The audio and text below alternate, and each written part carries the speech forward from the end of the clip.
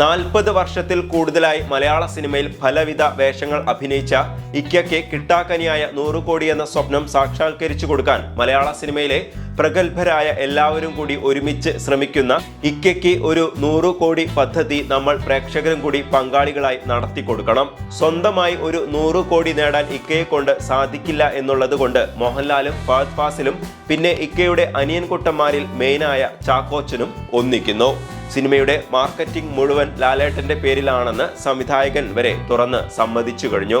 അങ്ങനെ ഇക്കയും 100 കോടി ക്ലബിൽ കയറാൻ പോകുന്നു. മലയാള സിനിമയുടെ വലിയേട്ടന് 100 കോടി ക്ലബിൽ കയറാൻ മലയാളത്തിന്റെ മോഹൻലാലിന്റെ കൈത്താങ്ങ്.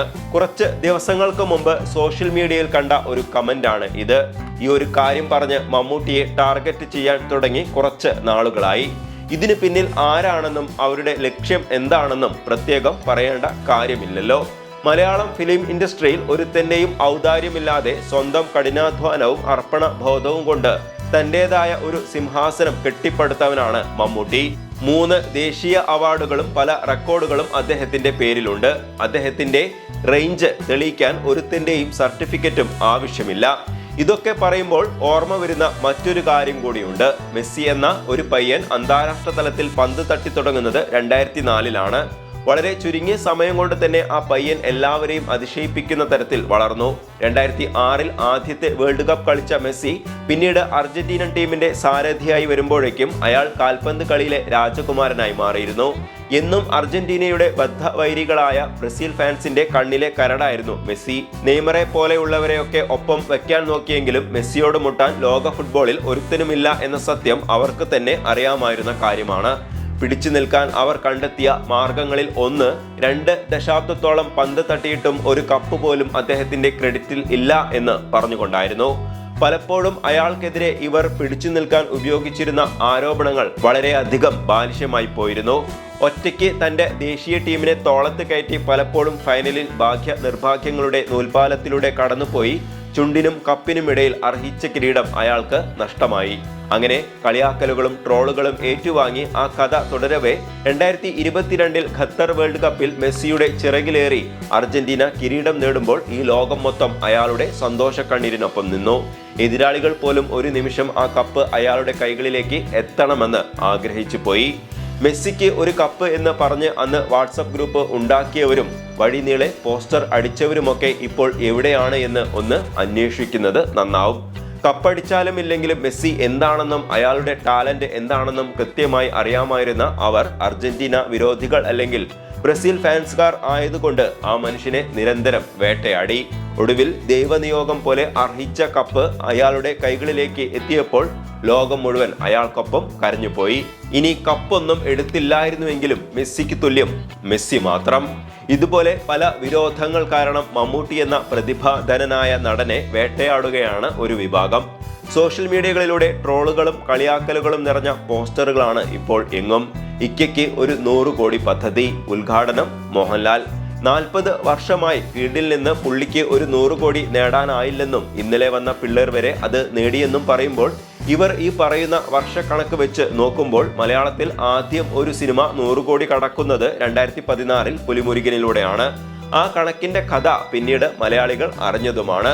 അവിടുന്ന് അങ്ങോട്ട് 8 വർഷങ്ങൾ എടുത്താൽ കഴിഞ്ഞ 5 വർഷങ്ങൾ മമ്മൂട്ടി മലയാളം ഫിലിം ഇൻഡസ്ട്രിയിൽ അരങ്ങ് വാഴുകയായിരുന്നു. കോടികൾ ഉണ്ടാക്കാനായി അദ്ദേഹം സിനിമകൾ ഉണ്ടാക്കിയില്ല എന്നതാണ് സത്യം. പക്ഷേ മലയാളത്തിൽ ആദ്യത്തെ 25 കോടി ചിത്രം മമ്മൂട്ടിയുടെ രാജമാണിക്യം ആണെന്ന കാര്യം ഇവർ സൗകര്യപൂർവ്വം മറന്നുപോകുന്നു.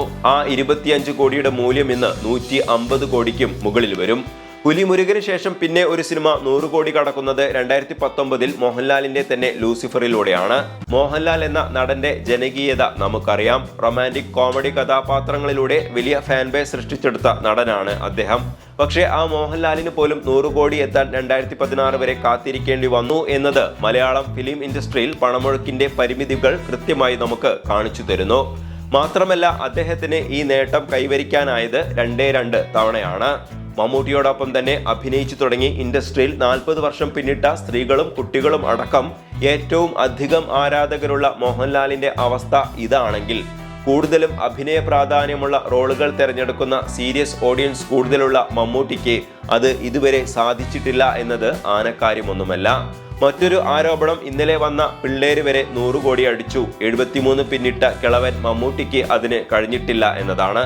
നിങ്ങൾ ഈ പറയുന്ന പിള്ളേർ 100 കോടി അടിച്ച സിനിമകൾ എല്ലാം തന്നെ റിലീസായത് ഈ വർഷം, അതായത് 2024 സൗബിന്റെ മഞ്ഞുമൽ ബോയ്സ്, പൃഥ്വിയുടെ ആടുജീവിതം, ഫഹദിന്റെ ആവേശം, ടൊവിനോയുടെ ARM, നെസ്ലിന്റെ പ്രേമലു എന്നീ സിനിമകളാണവ.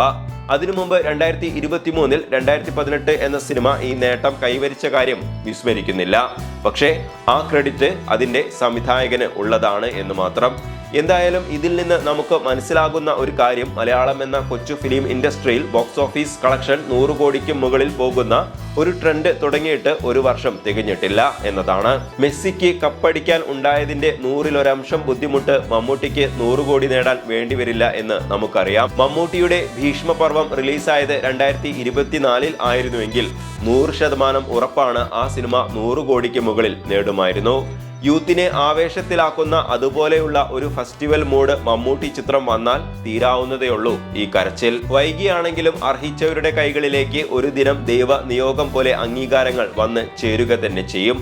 അല്പം വൈകിയാണെങ്കിലും മെസ്സിയുടെ കൈകളിലേക്ക് ലോകകപ്പ് എത്തിയതുപോലെ മമ്മൂട്ടി സിനിമ 100 കോടി നേടുന്ന ഒരു ദിനം ഉണ്ടാകും തീർച്ച. അന്ന് ഈ ഓരിയിടുന്നവരൊക്കെ എവിടെ പോയി ഒളിക്കുമെന്ന് നമുക്ക് നോക്കാം. ഇനി മമ്മൂട്ടി 100 കോടി നേടിയാലും ഇല്ലെങ്കിലും അദ്ദേഹത്തെ സ്നേഹിക്കുന്ന കോടിക്കണക്കിന് മലയാളികൾക്കറിയാം മമ്മൂട്ടി എന്ന നടൻ എന്താണെന്ന്. വീഡിയോ ഇഷ്ടമായാൽ ലൈക്ക് ചെയ്യുക. കൂടുതൽ വീഡിയോകൾക്കായി ചാനൽ സബ്സ്ക്രൈബ് ചെയ്ത് ആ ബെല്ലൈക്കൺ അമർത്തണമെന്നും വിനീതമായി അഭ്യർത്ഥിക്കുന്നു. അടുത്ത ഒരു വീഡിയോയുമായി വീണ്ടും കാണാം. അതുവരേക്കും ബൈ.